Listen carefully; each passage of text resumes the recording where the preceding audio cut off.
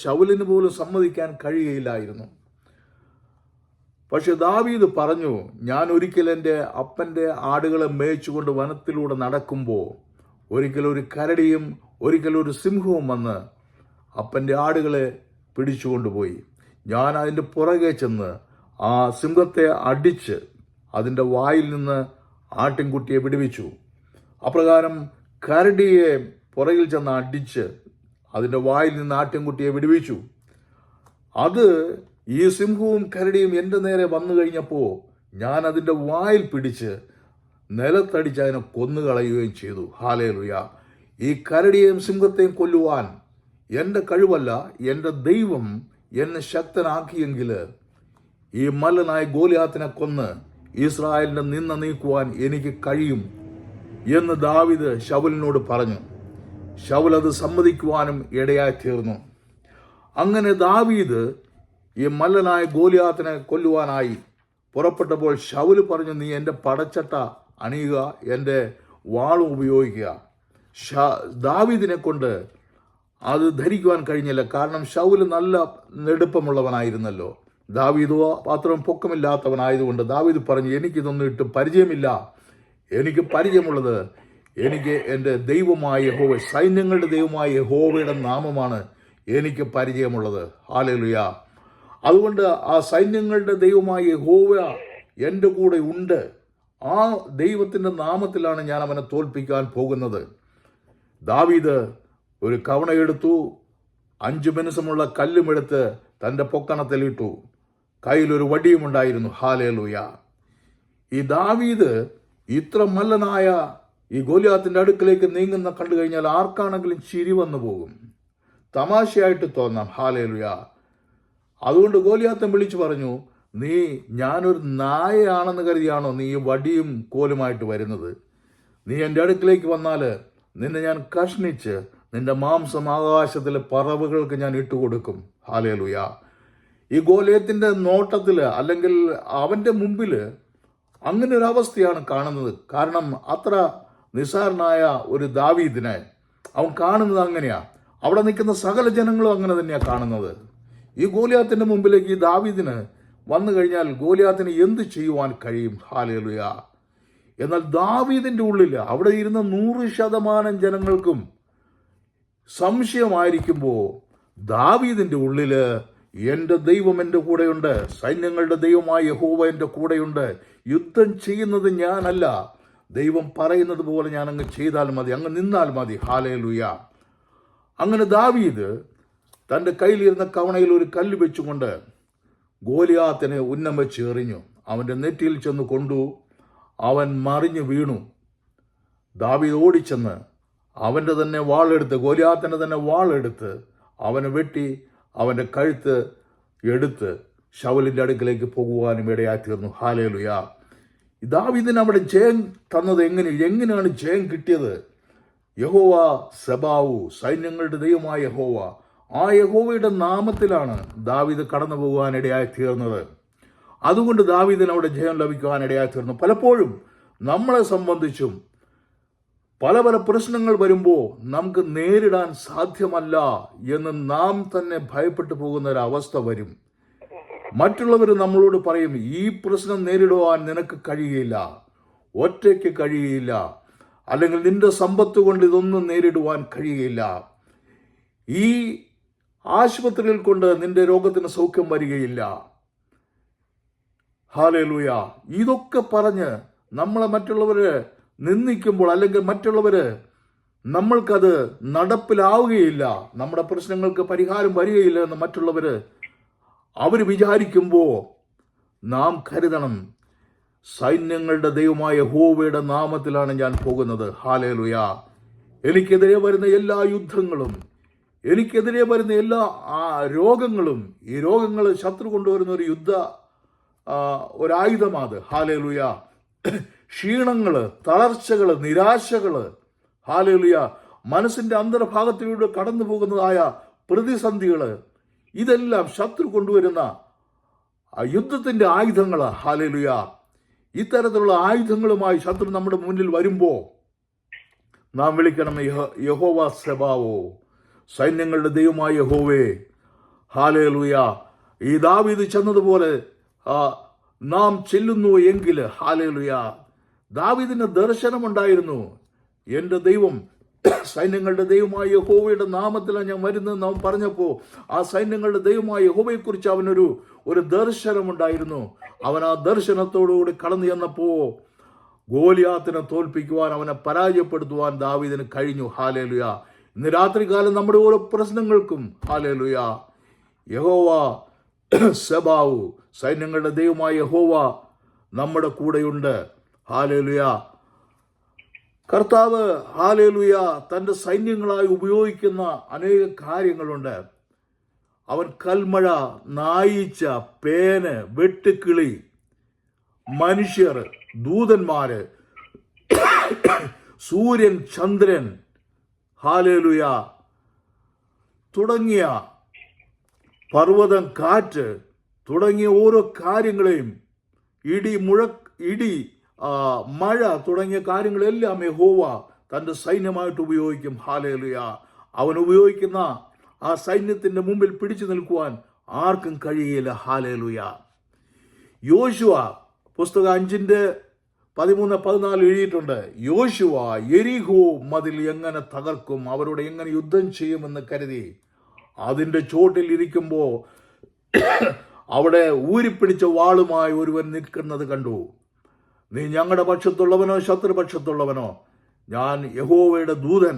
Hallelujah. അപ്പോൾ ദൂതന്മാര് നമ്മുടെ സംരക്ഷണയായിട്ട് അവരെപ്പോഴും നമ്മുടെ കൂടെയുണ്ട്. കാരണം യഹോവ സൈന്യങ്ങളുടെ ദൈവമായ യഹോവയാ. ഹാലേലുയ. അതുപോലെ സൂര്യനെയും ചന്ദ്രനെയും യോശുവ 10:12-13 എഴുതിയിട്ടുണ്ട്. അവിടെ അമോര്യരുമായി യുദ്ധം ചെയ്തുകൊണ്ടിരിക്കുക യോശുവ ഇസ്രായേൽ മക്കളും കഠിനമായ യുദ്ധം മുറുകിക്കൊണ്ടിരിക്കുക. ആ യുദ്ധത്തിൽ അമോര്യരെയൊക്കെ തോൽപ്പിച്ചുകൊണ്ട് ഇസ്രായേൽ മക്കൾ മുമ്പിലേക്ക് പോയിക്കൊണ്ടിരിക്കുക. പക്ഷെ പെട്ടെന്നൊരു തടസ്സം വന്നു. അവിടെ അന്ധകാരം വ്യാപരിച്ചു. രാത്രിയായി കഴിഞ്ഞാൽ ഇസ്രായേൽ മക്കൾക്ക് ആ ദേശത്തോട് വലിയ പരിചയമില്ല. കാരണം അവർ പുതുതായിട്ട് കടന്നു വന്നവരാ, മിസ്രൈമിൽ നിന്ന് വന്നവരാ. ആ ദേശത്തിന്റെ ഒളിച്ചിരിക്കുന്ന ഇടങ്ങളൊന്നും അവർക്ക് പരിചയമില്ല. എന്നാൽ രാത്രിയായാൽ ഈ അമോര്യര് അവര് പതുങ്ങിയിരിക്കും. അവരുടെ പതുങ്ങിയിരിക്കും. ഇസ്രായേൽ മക്കൾ അറിയയില്ല. അവരെല്ലാം ഈ രാത്രിയുടെ യാമത്തിൽ ഈ ശത്രുക്കൾ വെട്ടിക്കളയും. അതുകൊണ്ട് യോശുവ എന്ത് ചെയ്തു? യോശുവ സൂര്യനോടും ചന്ദ്രനോടും കൽപ്പിച്ചു, സൂര്യ നീ ഗിബെയോനിലും ചന്ദ്ര നീ അയ്യോലൻ താഴ്വരയിൽ നിൽക്ക് എന്ന് പറഞ്ഞു. അങ്ങനെ ഒരു ദിവസം ആ സൂര്യനും ചന്ദ്രനും അവിടെ തന്നെ നിന്നുകൊണ്ട് ആവശ്യമായ പ്രകാശം അവർക്ക് കൊടുത്തു. യുദ്ധത്തിന് വെളിച്ചം വളരെ ആവശ്യമാണ്. ആ സൂര്യൻ അങ്ങനെ നിന്നതുകൊണ്ട് ആ യുദ്ധത്തില് ഇസ്രായേൽ മക്കൾക്ക് ജയിക്കുവാൻ ഇടയായി തീർന്നു. അപ്പോൾ ദൈവത്തിന്റെ സൈന്യമായ സൂര്യൻ അവിടെ ഇസ്രായേൽ മക്കൾക്ക് വേണ്ടി പ്രവർത്തിക്കുവാൻ ഇടയായി തീർന്നു. ഹാലേലുയ. അതുപോലെ ഹാലേലുയ, കാറ്റ്, പർവ്വതം, ഇതൊക്കെയും ആമോസ് 4:13 പറയുന്നുണ്ട്. ഇതൊക്കെയും ദൈവത്തിന്റെ സൃഷ്ടിയാണ്. ദൈവം തന്റെ ആവശ്യത്തിനായി ഇതെല്ലാം ഉപയോഗിക്കുന്നു. ഇടിമുഴക്കി ശത്രുക്കളെ ഓടിക്കുന്നു. നമുക്കറിയാം, 1 ശമൂവേൽ 7:10 ശമൂവേൽ യഹോവയ്ക്ക് യാഗം കഴിച്ചുകൊണ്ടിരിക്കുമ്പോൾ ഇസ്രായേൽ മക്കളെല്ലാം വന്നുകൂടി യഹോവയ്ക്കായി യാഗം കഴിച്ചുകൊണ്ടിരിക്കുമ്പോൾ ഇതുപോലെ ഫിലിസ്ത്യര് ഇവർക്കെതിരെ യുദ്ധത്തിനായി കടന്നു വരികയാണ്. വലിയ അലമുറയോടുകൂടി കടന്നു വരികയാണ്. ഈ ഇസ്രായേൽ മക്കളെ പിടിച്ചു കൊല്ലാം, അവർക്ക് രാജ്യം കീഴടക്കാം എന്നുള്ള ഉദ്ദേശത്തോടു കൂടി അവർ കടന്നു വരികയാണ്. ഹാലേലൂയ. ഇസ്രായേൽ മക്കള് നിസ്സഹായരാണ്. അവർക്ക് ആയുധങ്ങളോ പ്രത്യേകിച്ച് രാജാവോ ഒന്നുമില്ല. ഹാലേലൂയ. എന്നാൽ ദൈവം ഒരു വലിയ ഇടിമുഴക്കി. ആ ഇടിമുഴക്കത്തിന്റെ ശബ്ദത്താല്, ആ മിന്നലിന്റെ പ്രഭാവത്താല് ആ ഫെലിസ്ത്യരൊക്കെയും പട്ടുപോകുവാനിടയായി തീർന്നു. അവരൊക്കെയും കുറച്ചുപേരെ പിന്തിരിഞ്ഞു പോകുകയും മറ്റുള്ളവരൊക്കെയും പട്ടുപോകുവാനും ഇടയായി തീർന്നു. അങ്ങനെ ദൈവത്തിന് തന്റെ സൈന്യങ്ങളിൽ എന്തിനേയും ദൈവത്തിന് ഉപയോഗിക്കാൻ കഴിയും. സൈന്യങ്ങളുടെ ദൈവമായ യഹോവ നമ്മൾക്ക് ഏത് തരത്തിലുള്ള പ്രശ്നങ്ങളുണ്ടായാലും, യെരിഹോ മതിൽ തുറന്ന് കിട്ടിയില്ലെങ്കിൽ, അമോര്യർ ദേശത്തേക്ക് നമ്മളെ കടത്തിയില്ലെങ്കിൽ, ഹല്ലേലൂയ, ഫെലിസ്ത്യരെ നമ്മുടെ പെട്ടകം, നമ്മുടെ ആരാധനാലയങ്ങൾ പിടിച്ചടക്കുവാൻ കടന്നു വരുമ്പോൾ നാം ഹാലേലൂയ നിസ്സഹായരല്ല. നമുക്ക് വേണ്ടി യുദ്ധം ചെയ്യുന്ന സൈന്യങ്ങളുടെ ദൈവമായ യഹോവ നമ്മോട് കൂടെയുണ്ട്. ഹല്ലേലൂയ. ഇനി നമുക്ക് ന്യായാധിപന്മാരുടെ പുസ്തകത്തിന്റെ 4-ാം അധ്യായത്തിലേക്ക് ചെല്ലുമ്പോൾ അവിടെ ഒരു സീസറെ നമുക്ക് കാണുവാൻ കഴിയും. അവന് കനാന്യ രാജാവായ യാബിന്റെ ജനറലാണ്. അവനെ സംബന്ധിച്ച് അവൻ ഭയങ്കര യുദ്ധതന്ത്രജ്ഞനാണ്. ലോകം കണ്ടതിൽ വെച്ച് ഏറ്റവും വലിയൊരു യുദ്ധതന്ത്രജ്ഞനാണ്. അവന് എങ്ങനെ യുദ്ധത്തിൽ ജയിക്കാം എന്ന് അവനറിയാം. ഹല്ലേലൂയ. അവൻ പോകുന്ന യുദ്ധത്തിലൊക്കെയും പുതിയ പുതിയ തന്ത്രങ്ങളുമായിട്ടാണ് അവൻ പോകുന്നത്. ഇപ്പോൾ ഇസ്രായേലുമായി അവൻ യുദ്ധത്തിന് ഒരുങ്ങിയിരിക്കുന്നത് 900 ഇരുമ്പ് രഥങ്ങളുമായിട്ടാണ്. ആ ഇരുമ്പ് രഥങ്ങളുടെ ചക്രങ്ങളിൽ ശത്രുക്കളായ ഇസ്രായേൽ മക്കൾ പെട്ടുപോയാൽ അത് പേപ്പർ ഷ്രെഡ് ചെയ്യുന്നത് പോലെ ആ ചക്രം അതിനെ കീറിക്കളയും. ഹല്ലേലൂയ. മനുഷ്യ ശരീരങ്ങളെ കീറിക്കളയും. അതുപോലുള്ള ചക്രങ്ങളാണ് അതിനുള്ളത്. അതുപോലെ ആ രഥത്തിന്റെ മുമ്പിൽ നീണ്ടു നിൽക്കുന്ന കുന്തങ്ങൾ, അതിൻ്റെ വശങ്ങളിൽ അതിൽ കറങ്ങുന്ന രഥത്തിന്റെ ചക്രങ്ങളോട് കൂടി ചേർന്നുകൊണ്ട് വലിയ നീളമുള്ള വാളുകൾ ഘടിപ്പിച്ചിരിക്കുന്നു. ഈ ചക്രം കറങ്ങുന്നതനുസരിച്ച് ഈ വാള് കിടന്ന് കറങ്ങും. ഹല്ലേലൂയ. അതിന്റെ പിറകിലും അതുപോലെ തന്നെ. അപ്പോൾ ഈ രഥത്തിനോട് അടുത്തു വരുവാൻ ആർക്കും കഴിയില്ല. ഒരു പറ്റം സൈനികർ കടന്നു വന്നാൽ, ഇസ്രായേൽ മക്കൾ ഒരു പറ്റമായി കടന്നു ചെന്നാൽ ഈ രഥം അവരെ വെട്ടിക്കളഞ്ഞ് നുറുക്കിക്കളഞ്ഞ് പീസാക്കി കളയും. ഹല്ലേലൂയ. ആ ചക്രത്തിന് അടിയിൽപ്പെട്ടാൽ അതിങ്ങനെ ഷ്രെഡ് ചെയ്ത് കളയും. ഹല്ലേലൂയ. അപ്രകാരം ഭീകരമായ ഒന്നാണ് ഈ ഇരുമ്പ് രഥം എന്ന് പറയുന്നത്. ഹല്ലേലൂയ. ഇപ്രകാരം ഒരു ഇരുമ്പ് രഥം ഉണ്ടെങ്കിൽ തന്നെ യുദ്ധത്തിൽ ജയിക്കുവാൻ കഴിയും. 900 ആവശ്യമില്ല. പക്ഷെ ഇവന് 900 ഇരുമ്പ് രഥങ്ങളാണുള്ളത്. ഇവന് മലയുടെ താഴ്വാരത്തില് ഇവന്റെ സൈന്യങ്ങളുമായി പോയി നിൽക്കുകയാണ്. ഇസ്രായേൽ മക്കള് ഹല്ലേലൂയ അവര് ഈ താബോർ മലയുടെ പൊക്കത്തിൽ കയറിയിരിക്കുക. അവിടെ ദെബോറ എന്ന ന്യായാധിപതിക്ക്, അവളായിരുന്നു അന്ന് അവിടുത്തെ ന്യായാധിപതി, അവൾ ഒരു പ്രവാചകയുമായിരുന്നു. ദൈവത്തിൽ നിന്ന് ദർശനം പ്രാപിച്ച ഒരു സ്ത്രീയായിരുന്നു. അവൾ കണ്ടു യഹോവ, സൈന്യങ്ങളുടെ ദൈവമായ യഹോവ എന്ന് അവൾ കാണുവാനിടയായി തീർന്നു. ഹല്ലേലൂയ. അവൾ പ്രവാചികയാണ്. അവളോട് ദൈവം സംസാരിച്ചു. നീ നിന്റെ ജനറലായ ബാരാക്കിനെ പറഞ്ഞു വിടുക. നിങ്ങളുടെ ശത്രുവായ കനാന്യ രാജാവായ യാബിനെയും സീസരെയും, അവന്റെ ജനറലായ സീസരെയും നിങ്ങളുടെ ജനറൽ ബാരാക്കിന്റെ കയ്യിൽ ഞാൻ ഏൽപ്പിച്ചിരിക്കുന്നു എന്ന് ദൈവം അവളോട് സംസാരിക്കുവാനിടയായി തീർന്നു. അവൾ കണ്ട ദർശനത്തില്, ദൈവത്തിന്റെ സംസാരത്തില് അവൾ 100% വിശ്വസിച്ചു. അവൾ തന്റെ നെഗറ്റീവ്സിനെ കുറിച്ച് ചിന്തിച്ചില്ല. കർത്താവേ, അവന് 900 ഇരുമ്പ് രഥങ്ങളാണ്, ഞങ്ങൾക്ക് ഒരു രഥം പോലുമില്ല. ഞങ്ങൾക്ക് ഇരുമ്പ് രഥം പോയിട്ട് സാധാരണ രഥം പോലുമില്ല. ഞങ്ങൾക്ക് ഒരായുധങ്ങൾ പോലുമില്ല. അവന്റെ കയ്യിലുള്ളത് മാതിരിയുള്ള ആയുധങ്ങൾ ഞങ്ങളുടെ കയ്യിലില്ല. ഒരു വാളില്ല, കുന്തമില്ല. ഞങ്ങൾക്ക് എയ്യുവാൻ അമ്പും വില്ലുമില്ല. ഞങ്ങൾക്കൊന്നുമില്ല. ഞങ്ങളിവിടെ സെറ്റിൽ ആയതേ ഉള്ളൂ. ഞങ്ങൾക്ക് രാജാവില്ല, ഞങ്ങൾക്ക് മിലിറ്ററി ഇല്ല. ഞങ്ങൾ എന്ത് ചെയ്യുമെന്നൊന്നും ദെബോര ചിന്തിച്ചില്ല. ദെബോര ഒന്നാണ് കണ്ടത്, സൈന്യങ്ങളുടെ ദൈവമായ യഹോവയെ. യുദ്ധം യഹോവയ്ക്കുള്ളതാണ്. അവൾ പോയി ബാരാക്കിനോട് പറഞ്ഞു, അവരുടെ ജനറലായ ബാരാക്കിനോട് പറഞ്ഞു, ബാരാക്കേ, നീ പോയി യുദ്ധം ചെയ്യുക. ഹല്ലേലൂയ. അവൻ പറഞ്ഞു, ഞാൻ പോകാം, പക്ഷേ നീ കൂടെ വരണം. അപ്പോൾ ദെബോര പറഞ്ഞു, ഞാൻ വരാം. അവൾ നല്ല ഉറപ്പും ധൈര്യമുള്ള ഒരു സ്ത്രീയായിരുന്നു. കാരണം അവൾ കണ്ട ദർശനം യഹോവയാകുന്ന ദൈവത്തിന്റെ ആവുന്നു. സൈന്യങ്ങളുടെ ദൈവമായ യഹോവയാണ് അവളോട് സംസാരിച്ചത്. അവൾക്ക് നല്ല ഉറപ്പുണ്ട്. വെറുതെ ഒരു ദുസ്വപ്നം കണ്ടതുപോലെയല്ല, അവൾ യഥാർത്ഥ ദർശനം കണ്ടവളാണ്. അവൾ പറഞ്ഞു, ബരാക്കെ, ഞാൻ നിന്റെ കൂടെ വരാം, പക്ഷേ ശത്രു സൈന്യത്തെ ഒരു സ്ത്രീയുടെ കയ്യിൽ ഏൽപ്പിച്ചു എന്നൊരു പേര് വരും. അത് കുഴപ്പമില്ലായെങ്കിൽ ഞാൻ നിന്റെ കൂടെ വരാം. അങ്ങനെ അവർ പോകുവാനിടയാത്തിരുന്നു. അവരൊക്കെയും ഈ താബോർ മലയുടെ പൊക്കത്തിലേക്ക് കയറി നിന്നു. അപ്പൊ സീസറയ്ക്ക് അറിവ് കിട്ടി, ദാ ഇസ്രായേൽ മക്കൾ ഞങ്ങളോട് യുദ്ധത്തിന് വരുന്നു എന്ന്. ഉടനെ തന്നെ സീസറെ തന്റെ 900 രഥങ്ങളുമായി താഴ്വരയിലൂടെ ഓടി ഇസ്രായേലിനകത്തേക്ക് ഓടിച്ചു പോകുവാനിടയായി തീർന്നു. അപ്രകാരം ഓടിച്ചു പോയപ്പോ ഹാലയിലെ താഴ്വര നന്നായി ഉണങ്ങിക്കിടക്കുന്ന സ്ഥലമാണ്. അപ്പൊ ഈ രഥങ്ങൾക്ക് ഓടിച്ചു പോകാൻ നല്ല സൗകര്യമാണ്, നല്ല നിരപ്പായ സ്ഥലം. ഹല്ലേലൂയ. എന്നാൽ പെട്ടെന്ന് തന്നെ ഹാലേലൂയ ദൈവം എന്തു ചെയ്തു? ദൈവം അവിടെ ഒരു മേഘം വരുത്തി അവിടെ മഴ ഒരുക്കുവാൻ ഇടയായി തീർന്നു. ഹാലേലൂയ. അങ്ങനെ ഹാലേലൂയ അവിടെ ദൈവം മഴ പെയ്യ്ക്കുവാൻ ഇടയായി തീർന്നു. ആ മഴ പെയ്തോടുകൂടി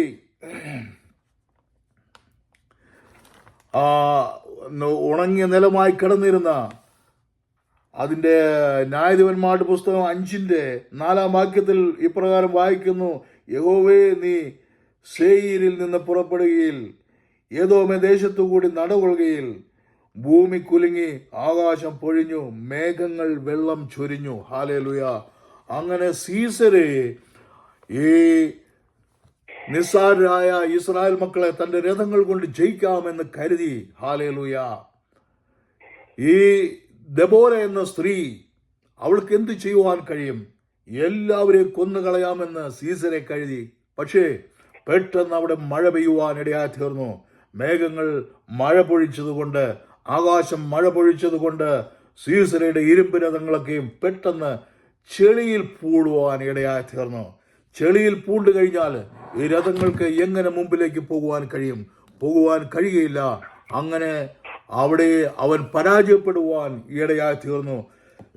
ഇസ്രായേൽ മക്കൾ അവരുടെ കയ്യിൽ, കുറച്ചു പേരുടെ കയ്യിലുണ്ടായിരുന്ന വാളുകൊണ്ട് അവരെയൊക്കെ വെട്ടിക്കളയുവാൻ ഇടയായി തീർന്നു. ഹാലേലുയ.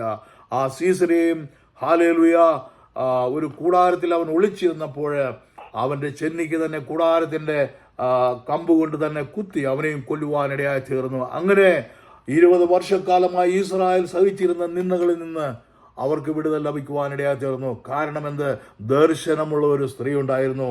യഹോവ, സൈന്യങ്ങളുടെ ദൈവമായ യഹോവ എന്ന ഒരു ദർശനമുള്ളത് കൊണ്ട് ഹാലേലുയ. ഇന്ന് രാത്രികാലം ഈ ദർശനമുള്ള ദൈവമക്കള് ഹാലേലുയ, നിങ്ങളുടെ രോഗങ്ങളെ കണ്ട് നിങ്ങൾ ഭയപ്പെടരുത്.